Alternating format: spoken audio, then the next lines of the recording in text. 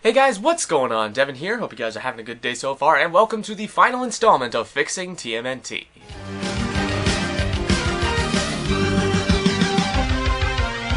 Turtle power! So last time we talked about the film's biggest problem and how it affected the film as a whole. Well, thankfully, we're going to be tackling something today that's less grating than that, and that, of course, is the TMNT's longest-running antagonist, the Shredder.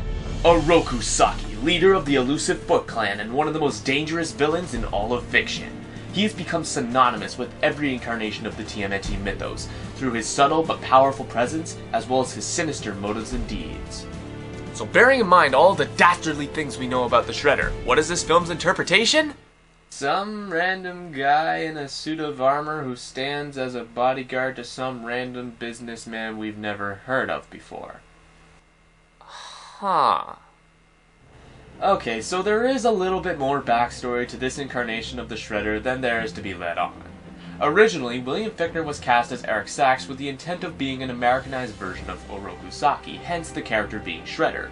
However, the studio opted to make Sachs a different character instead, and someone else of Japanese descent, played by Toru Masamune, as Shredder.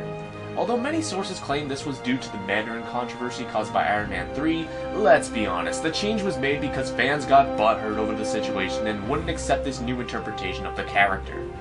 And because of that, this interpretation of Shredder is a really bad one. But surprisingly, not one of the worst. One of the positives I always point out with this film is William Fichtner's performance, as he just soaks in the cheesiness of the situation and runs with it, and it's just a ball every time he's on screen, whether he's explaining his backstory or unveiling his true colors. But even with that in mind, what we have now for Shredder is pretty much a carbon copy of Bane from Batman and Robin. Oh yeah, I went there.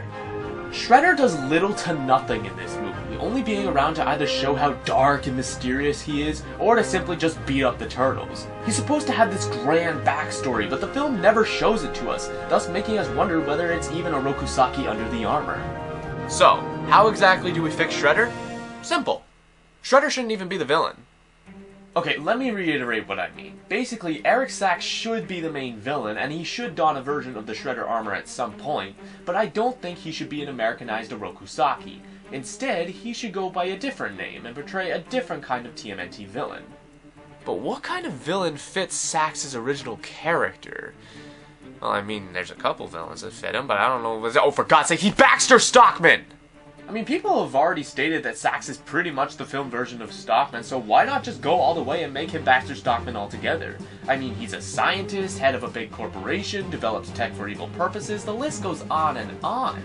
So from here on out, I'll be referring to Eric Sachs as Baxter Stockman in my changed version of the story. Which, speaking of, how does Stockman play into the story now? Well, like in the original version, Stockman will have control over the Foot, but he's not their leader. Instead, that position will be filled by Karai, who will act more as Stockman's confidant and moral ground, instead of a commanding officer who does jack all. And here I thought TMNT was the worst way to introduce Karai to mainstream audiences. God! Oh, and the Foot will remain military soldiers, but there'll be a reason for that later on. So, what is Stockman's evil plan now? Well, like in the original version, he needs the Turtles' blood to create a new batch of mutagen to spread across the city.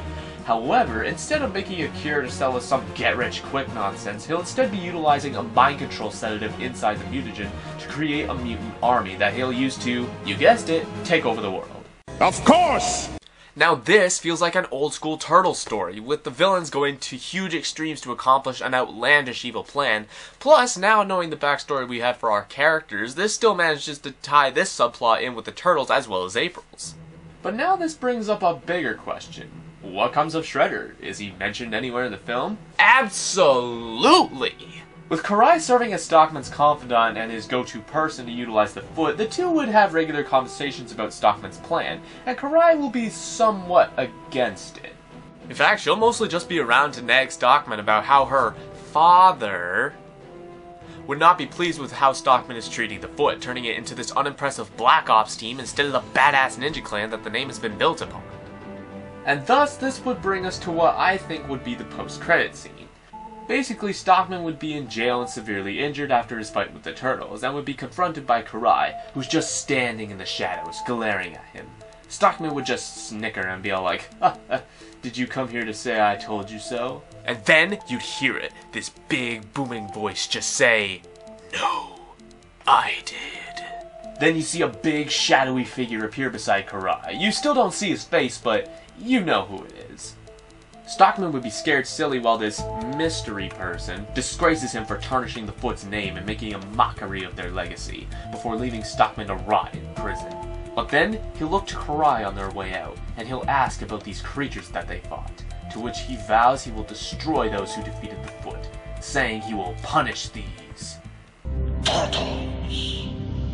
Thus setting up a sequel that everybody will be excited for, instead of one that people will be dreading the moment the first trailer hits the internet. But hey, what can you do when you ruin a beloved 80s franchise? Right, Bay?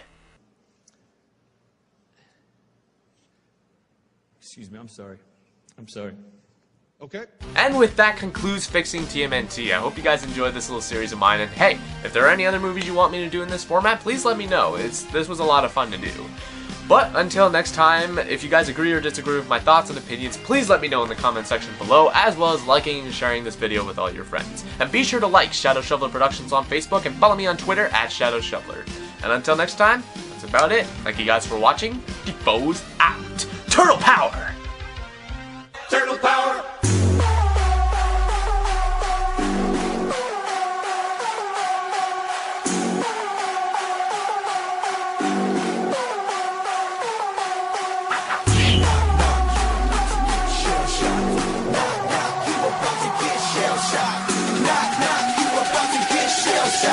Knock, knock, you about to get shell shocked.